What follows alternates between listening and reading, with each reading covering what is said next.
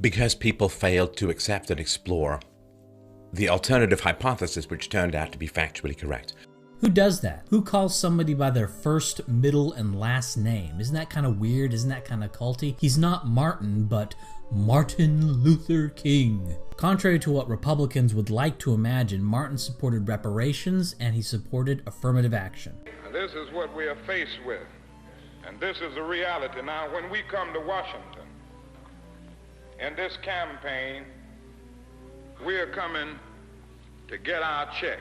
Any attempts by Republicans to make Martin into something their own is both false and a recipe for defeat. Now, it's hard to remember when the first accusations were made, but at least since the 1970s, probably well before that, there were claims that Martin was a communist, not a real doctor, and that he had sex orgy parties. In 1991, after around 2 decades of denial, Boston University finally admitted that Martin plagiarized parts of his PhD thesis. Boston University formed a committee to investigate the plagiarism and found that Martin stole, verbatim, 33% of his dissertation, 45% of the first half, and 21% of the second half from another Boston University student, Jack Boozer. And that's just what the committee found. I suspect if a more hostile committee was looking at Martin's thesis, they would have found more plagiarism than that. Not surprisingly, the Boston University committee did not recommend revoking King's doctorate, despite a third of it being proven to be plagiarized. But this makes perfect sense, given that his speeches were written by others. For example, Martin's I Have a Dream speech was written by